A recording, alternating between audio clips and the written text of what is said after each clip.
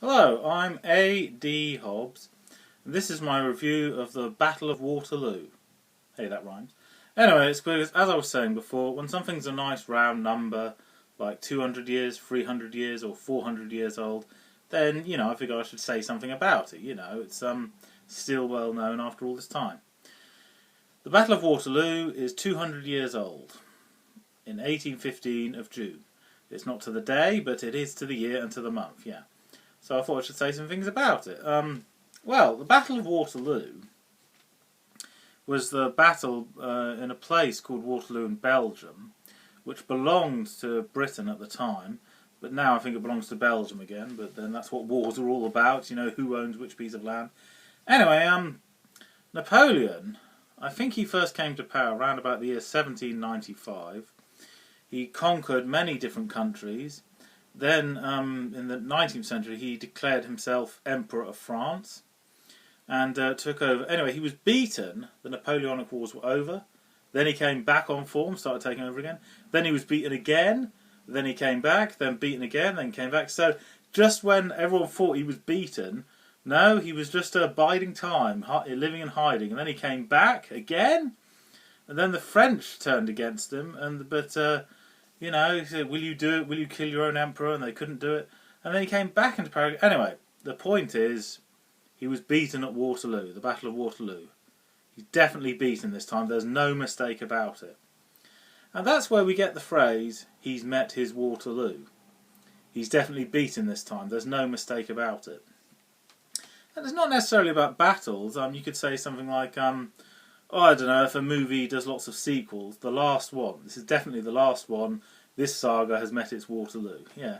Or whatever, it simply means the definite end, yeah. So I'll say, a bit of history of this is just a condensed version of the history of Napoleon, or more specifically, the Battle of Waterloo. So I'll start at the beginning, and I'm going to start with a very bad joke. My earliest ever memory of Napoleon, ever hearing that name, was when I saw a film set in the past, the late 18th century, and but I didn't hear them properly. I didn't think they said Napoleon. I thought they said An Apollyon. So I thought this ruthless dictator was Apollyon, presumably from the country called Apollo.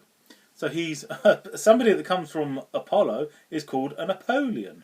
So yeah, that's what I thought. I thought his name was They never called him by his name, just by his race. He's an Apollyon. Of course, about a year later I found out, no, that's completely wrong. There is no such country as Apollo. There's no such thing as an Apollyon.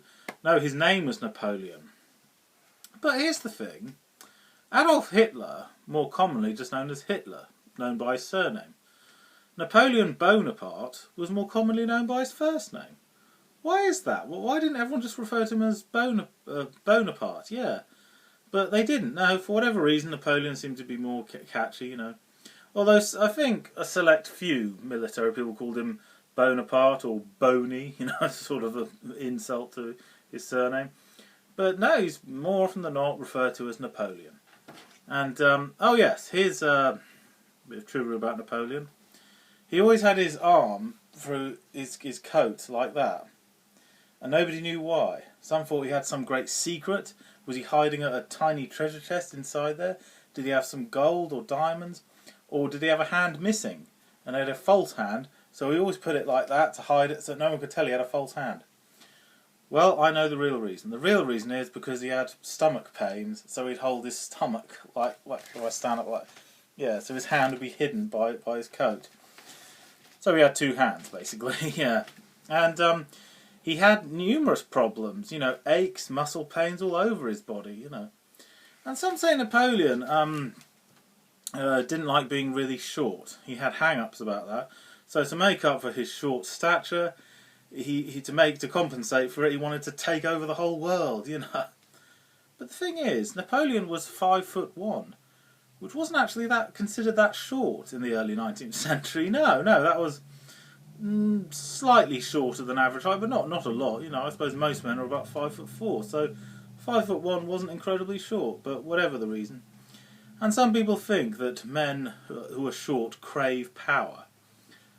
I don't think so. No, I think it's just coincidence. Some men are obsessed with power and are short, and some are average size. So no, it's just coincidence, you know. Adolf Hitler was shorter than average, and he was utterly obsessed with power. Yeah.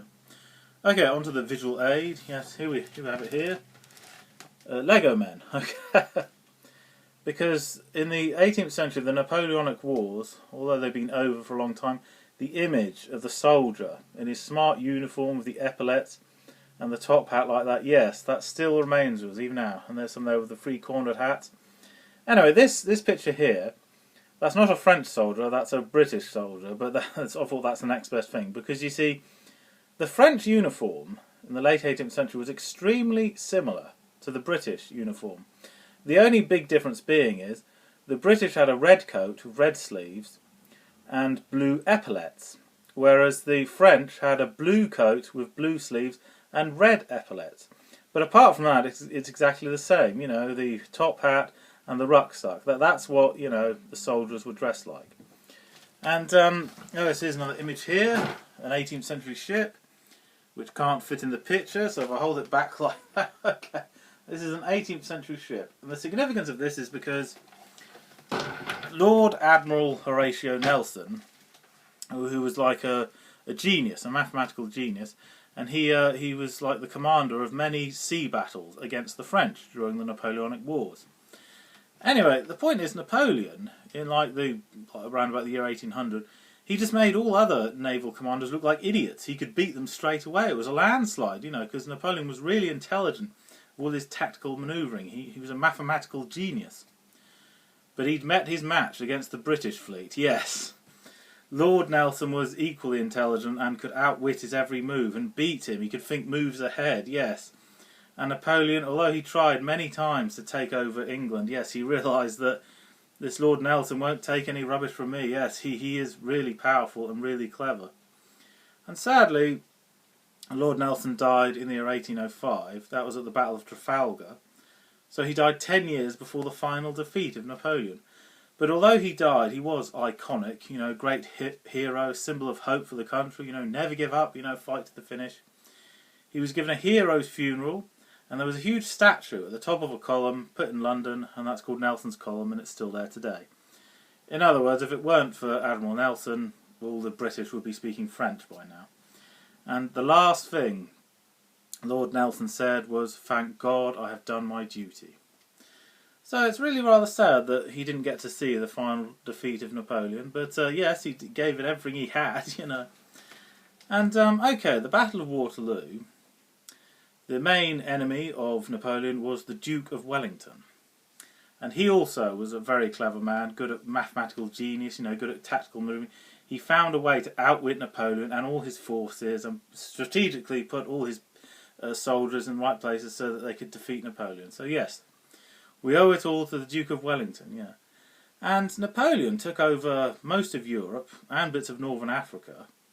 But at the time, and historians today, they all think that if things had gone on the way they had, he probably would have attempted to take over the world. He was just power mad, you know. He was so dangerous, you know, a threat to world peace, you know.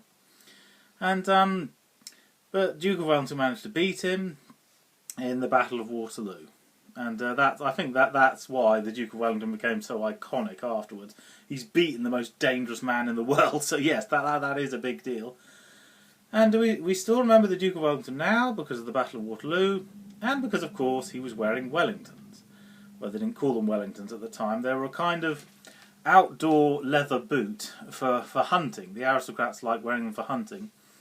And, well, the idea of wearing leather boots for outdoor wear became very popular because the Duke of Wellington wore them a lot. And then later these boots were called Wellingtons.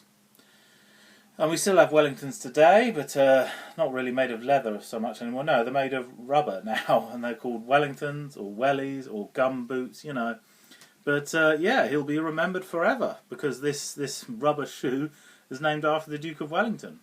And of course, in New Zealand, the capital city is called Wellington. So yes, the Duke of Wellington beat the most dangerous man in the world and became iconic as a result. And yes, we still use that expression today. When you're definitely beaten, you've met your Waterloo. Napoleon himself, he was captured alive. He wasn't killed. And because he was so dangerous, they daren't let him ever be in a big populated area. So instead, he was put in a prison on a tiny island and was there for the rest of his life. And he died around about the year 1821. I don't think he died of old age. No, it might have, because there was always something wrong with him, some medical condition, some medical problem. But yeah, I don't know precisely what he died of. I just know that he always had something wrong with him. But no, I don't think his death was natural, just one of his illnesses. And Napoleon, none of his relatives were tyrants. Just something about him made him want to take over everything. And I think it's because after the French Revolution, he took advantage that the country was in chaos, and he promised to make a good leader of it. And he took advantage of the fact the country was in chaos and took over. He wasn't satisfied with that and took over more and more and more.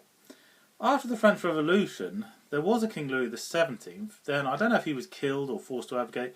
Then Napoleon, they didn't crown him emperor. He crowned himself, basically. That's how arrogant Napoleon was.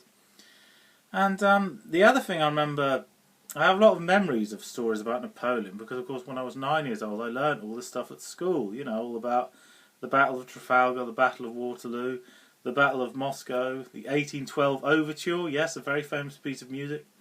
And I thought for a long time Napoleon was beaten in 1812. No, he wasn't. That was the beginning of the end for him, but he wasn't quite beaten yet, because he was beaten by the Russians. And yes, Adolf Hitler has been compared to Napoleon for a number of reasons. He was short, he was obsessed with power, he wasn't from a family of tyrants, but he became a tyrant anyway. He took advantage of a country that was in chaos and took over it. But the thing is, Napoleon, he could have beaten the Russians, he could have taken over. The problem was, he made a mistake when he predicted when the winter would start. He said the snow doesn't fall until December, and so we'll have beaten them by then. But he was wrong. The first snow fell in mid-October, so how wrong can you be? And because of this bad weather prediction, his army lost. They were beaten by the Russians. And then, over 100 years later, in World War II, Adolf Hitler made the exact same mistake. He predicted the weather wrong, and as a result didn't beat the Russians, and it was the beginning of the end for him as well. That's what you call history repeating itself, yeah. But then I suppose it's because Adolf Hitler, another thing he had in common with Napoleon was he was a ruthless dictator, and he wasn't used to being corrected. Nobody corrects me, I'm always right about everything, and that's what brought about his own downfall. Which is good. That's good for us, because as a result, yes, the free world managed to beat him, yeah. Anyway, if Napoleon hadn't been beaten, then the world, or most of the world, would all be speaking French and be under the tyrannical rule of a ruthless French dictator. So yes, well done to the Duke of Wellington and all the people that beat him. And I think forever, for 1,000 years from now, we will still have that phrase, you're definitely beaten now. You've met your Waterloo. So, this is me signing off, and it's, yes, the 200th anniversary of the Battle of Waterloo. 1815, yeah, and a lot of social reform happened after the year 1815, but that's another story. Okay, that's enough, and take care.